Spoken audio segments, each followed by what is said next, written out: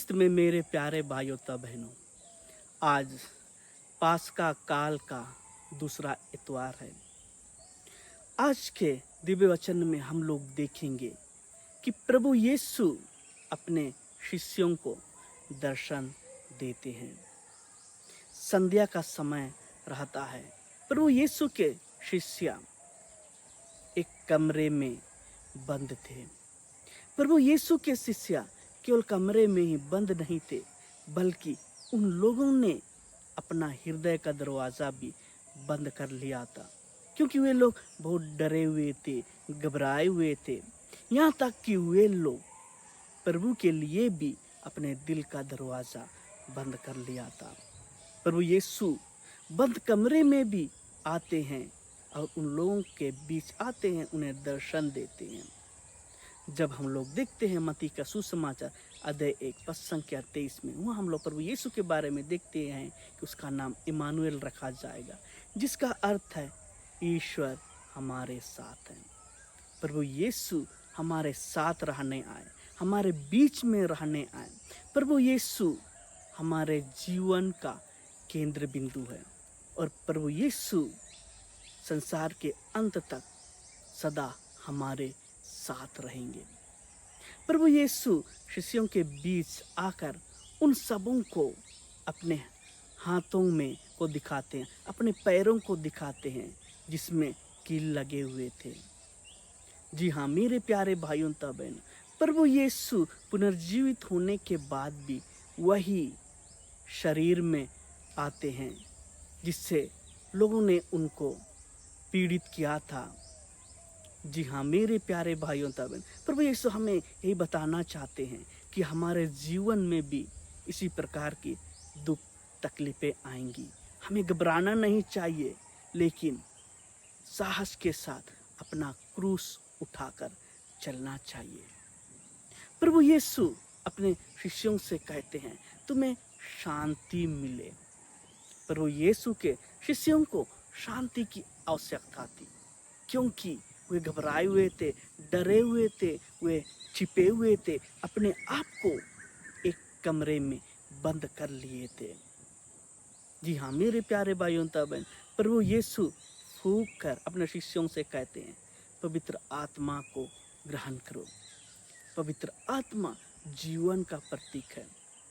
उत्पत्ति ग्रंथ में हम लोग देखते हैं जब ईश्वर ने मानव की सृष्टि की तो उसने उसके नथनों में प्राणवायु फूंक दी। जी हाँ मेरे प्यारे भाइयों तथा बहनों, जब प्रभु यीशु के शिष्य कमरे में बंद थे, उसमें प्रभु यीशु आकर उन सबों को दर्शन देते हैं, उन सबों को सांत्वना देते हैं। उस वक्त थॉमस उनके बीच में नहीं रहता है। जब प्रभु यीशु के शिष्य थॉमस से कहते हैं कि हमने प्रभु को देखा है, तो वह विश्वास नहीं करता है। वह कहता है जब तक मैं प्रभु को ना देखूं, उसके हाथों पैरों में कीलों का निशान ना देखूं, उसमें अपनी उंगली ना रखूं, तब तक मैं विश्वास नहीं करूंगा। 8 दिन के बाद जब प्रभु के शिष्य कमरे में कैद थे और एक बार आते हैं और प्रभु यीशु अपने शिष्यों को दर्शन देते हैं, और उस वक्त थॉमस रहता है।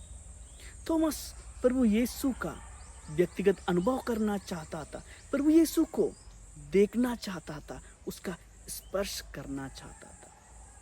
जब पहली बार प्रभु यीशु के शिष्यों ने प्रभु को देखा तो वे आनंदित हो उठे, बहुत आनंदित हो उठे। जब थॉमस ने भी देखा प्रभु यीशु को, वह भी बहुत आनंदित हो उठा। आनंदित हो उठने के साथ साथ थॉमस ने प्रभु पर दृढ़ विश्वास किया, उसका विश्वास मजबूत हुआ। इसीलिए थॉमस कहता है मेरे प्रभु, मेरे ईश्वर। जी हाँ मेरे प्यारे भाइयों तब आज हम लोग दिव्य करुणा की त्योहार मना रहे हैं। संत पॉस्टिना को प्रभु यीशु ने दर्शन दिया। दर्शन में वह देखती है कि प्रभु यीशु एक हाथ ऊपर उठाए हैं और दूसरा हाथ अपनी छाती पर रखे हैं, एक हाथ से आशीर्वाद दे रहे हैं। जहाँ पर भाले से प्रभु यीशु को छेदित किया गया था, वहाँ से लाल और सफ़ेद रंग की किरणें निकल रही है। और ये किरणें प्रभु यीशु जब क्रूस पर टंगे हुए थे, उस वक्त जब उनको भाले से छेदित किया गया था, उनमें से रक्त और जल बाहर निकला। और यही यह दर्शाता है ख्रिस्त में मेरे प्यारे भाइयों बहन, ये रक्त जो है जीवन का प्रतीक है, पवित्र परम प्रसाद का प्रतीक है। और ये जल जो है हमारे बपतिस्मा का प्रतीक है।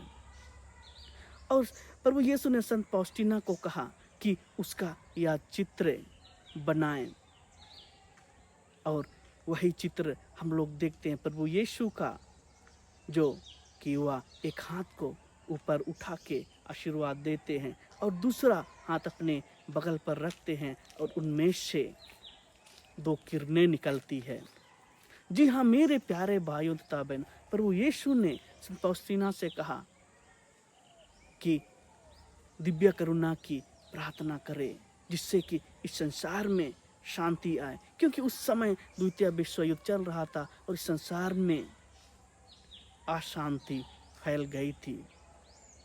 तो ख्रिस्त में मेरे प्यारे भाइयों तथा बहनों, जब आज हम लोग यह त्यौहार मना रहे हैं, तो आइए हम सब भी प्रभु के पवित्र हृदय से बहने वाले रक्त और जल से अपने आप को शुद्ध करें और हमेशा करुणा विनती करते हुए प्रभु का अनुसरण करते रहे, उनके दुख भोग में शामिल होकर अपना क्रूस उठाकर हमेशा चलते रहे। सबों को जय यीशु।